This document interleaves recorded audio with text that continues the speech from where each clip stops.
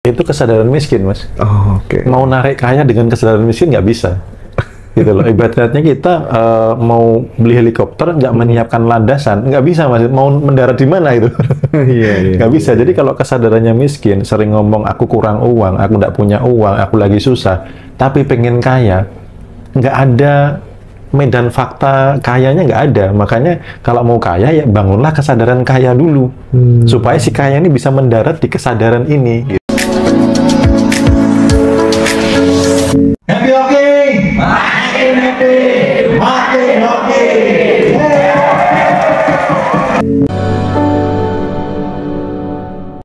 Kalau kamu pengen cepet sukses gitu ya, kamu tidak boleh ngeluarin kata-kata aku tidak punya uang. Tadi kan sempat ya ngomong kayak gitu ya. Itu kenapa? Kenapa menurut Om Bimo? Apa bahayanya jika kemudian kita sering mengatakan, aduh, aku nggak punya uang, uangku nggak cukup dan lain sebagainya. Itu apa bahayanya, Om? Itu kesadaran miskin, Mas. Oh, oke. Mau narik kaya dengan kesadaran miskin nggak bisa. Gitu loh. Ibaratnya kita mau beli helikopter nggak menyiapkan landasan, nggak bisa, Mas. Mau mendarat di mana itu? Iya. Nggak bisa. Jadi kalau kesadarannya miskin, sering ngomong aku kurang uang, aku nggak punya uang, aku lagi susah, tapi pengen kaya, nggak ada medan fakta kayanya, nggak ada. Makanya kalau mau kaya ya bangunlah kesadaran kaya dulu, supaya si kaya ini bisa mendarat di kesadaran ini gitu. Jadi rangkaian MMBC itu sebenarnya membentuk kesadaran kaya itu, Mas. Itu. Nah, kalau yang tadi diomongin nggak punya uang ya kesadarannya masih miskin, nggak bisa diinstal kaya, dilawan terus itu. Iya. Nah itu misal gini, Om Bimo ya, misalnya kan kalau kita itu ketika menginginkan sesuatu gitu, kan katanya nggak boleh meng-cancel doa gitu kan. Iya. Kalau Om Bimo kan meng-cancel doa itu lewat analisa otak kiri kan ya.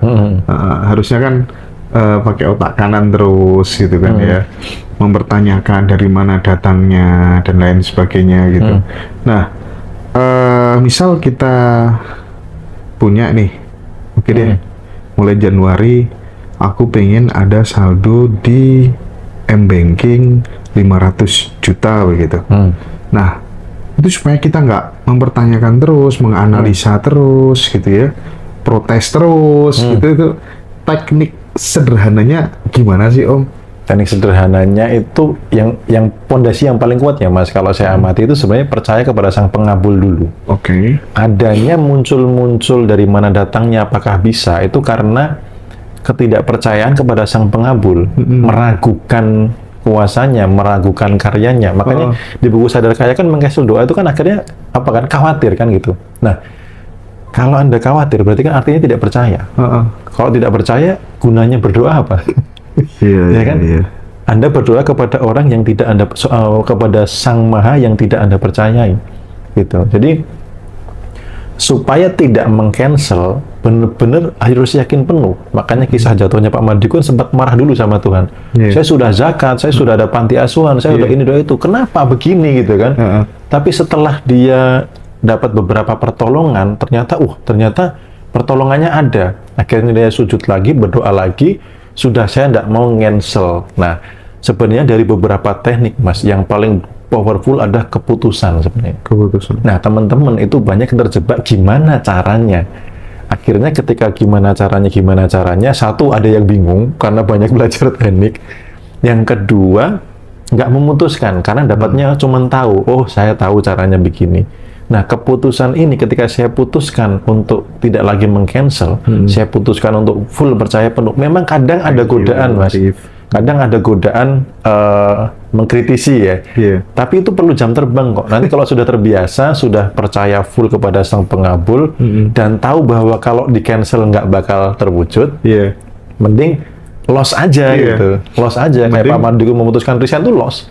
Saya nggak tahu datangnya dari mana rezeki, pokoknya saya loss. Pede aja. Resign aja gitu. Aku udah ikut Ramstar School ya, bayar 30 juta gitu kan ya.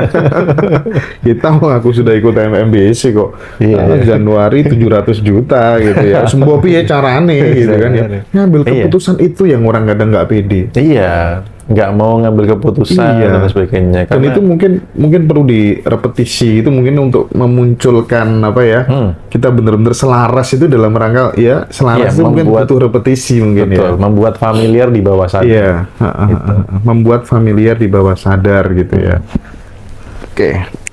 Nah, terus tadi kan nggak boleh bilang aku nggak punya uang, terus nggak boleh meng-cancel doa, Iya. membatalkan doa, dan yang nggak bisa dilupakan lagi nih, nggak bisa diabaikan lagi ini soal kalau bisa kita harus punya orang dalam gitu. Tapi itu real, fakta di lapangan memang seperti itu Om Bimo ya. Iya, terutama di negeri Konoha memang faktor orang dalam. Makanya kan skill komunikasi, kan tadi beliau juga sempat singgung kan, Iya. ini bagaimana kita bisa mendekati sama orang dalam. Kalau skill komunikasi bagus, vibrasi bagus, kita masuk ke orang dalam tuh gampang-gampang aja. Saya beberapa kali ketemu instansi atau ketemu apa namanya di dalam suatu komunitas, ketemu orang dalam gampang. Kayak di tempat aku mandiku, saya banyak kenal orang dalam. Iya. Ini ada yang tanya meng-cancel doa itu contohnya gimana Om Bimo gitu Iya, katanya. contohnya khawatir aja. Jadi doanya minta kaya, tapi khawatir gitu. Khawatir nanti kalau kecapai gimana? Atau berpikir kebalikan, minta kaya tapi berpikirnya miskin. Atau mempertanyakan, dari mana datangnya? Apakah saya bisa? Jadi sebenarnya Tuhan itu, saya kemarin juga ketemu salah satu teman yang konsultasi gitu ya Mas ya. Beliau juga spiritualnya bagus. Beliau sampai berani bilang gini, nggak ada doa yang tidak dikabulkan. Pada saat kita berdoa, saat itulah Tuhan mengabulkan. Proses pengabulan itu terjadi. Nah, hanya saja ini yang benar doa itu proses pengabulan doa itu sedang berjalan. Nah, yang menjadi tidak terkabul, bukan tidak terkabul, tapi tercancel oleh orang yang berdoa gitu loh. Jadi baru sampai plafon rumah, dia turun lagi ke bawah. Iya. Plafon rumah, lagi ke bawah. Belum nyampe sana, Mas. Kalau yang sudah sampai sana, itu ketika itu sampai, doa itu sudah langsung terwujud. Iya. Nah, tadi cara kerja apa tuh namanya informasi yang masuk ke dalam otak kita, Om Bimo. Pertama kan informasi itu kan masuknya ke otak kiri, Otak kiri dulu. kemudian geser ke otak kanan, Otak kanan. baru berubah menjadi tindakan. Nah itu gimana? Ngejelasinnya gimana? Biar Iya, teman-teman nggak jadi bingung. semua informasi itu masuknya ke otak kiri dulu, ke pikiran sadar dulu, dia dianalisis dulu, baru dia masuk ke kanan, kalau itu logik, baru bisa mempengaruhi tindakan. Nah, sebenarnya yang ingin disampaikan Bos Iwan adalah bagaimana kita men-skip otak kirinya. Itu. Jadi ketika mau mempengaruhi orang lain, pakai teknik yang men-skip otak kiri. Jadi langsung masuk otak kanan. Gitu. Nah, teman-teman di bidang penjualan misalkan, contohnya, contoh realnya. Ketika menjelaskan produk, banyak orang kan yang menjual produk itu apa? Menjelaskan detail-detailnya. Itu kan otak kiri, Mas. Iya. Karakter otak kiri kan data analis. Ketika yang dijelaskan itu akhirnya apa? Dikritisi. Ini bedanya dengan itu apa? Kok yang di sana lebih murah? Kok ini begini, kok ini begitu? Itu kalau informasinya masuk ke otak kiri. Kalau dia nggak beres di otak kirinya, nggak masuk otak kanan, mental. Nah, yang paling bagus otak kirinya di skip. Nah, otak kanan tadi berhubungan dengan apa? Rasa kan? Rasa. Nah, ketika informasi ini masuk ke otak kanan, contoh, wih, ibu pakai tas ini, kayak anak ABG loh, kayak 10 tahun lebih muda. Menyentuh rasa kan, Mas? Logiknya ini dimatiin sebentar aja gitu. Akhirnya apa? Dikalap Mas beli. Sampai di rumah, kok aku beli tas lagi ya? Pas logiknya nongol, kok aku beli tas lagi ya? Padahal masih bagus, masih dari gara-gara apa? Faktor rasa. Nah, teman-teman kalau mengamati video YouTube-nya Bos Iwan Mardigu, itu beliau skillnya ke otak kanan langsung. Jadi membuat statement dulu, apa yang diakui, yang bakal diiyakan, bahkan skala dunia. Diiyakan dulu, terus tentang rasa, entah rasa sebelnya ke pemerintah lah, entah rasa ibanya ke apalah, habis itu sugestinya masuk kletik. Itu sebenarnya dalam mereka men-skip otak kirinya. Gitu. Intinya kalau sudah masuk otak kanan, dia akan berubah jadi tindakan. Kalau masih di otak kiri, ini debat dulu, Mas. Kalau datanya menang, dia masuk ke otak kanan baru tindakan. Kalau kalah, dia mental lagi. Nah, banyak teman-teman yang di dunia selling itu fokusnya menjualnya otak kirinya. Harusnya jangan otak kirinya yang diekspos, tapi otak kanannya. Jualilah otak kanannya dengan apa? Mengomongkan soal rasa. Orang jualan mobil sudah bukan lagi berbicara soal speknya.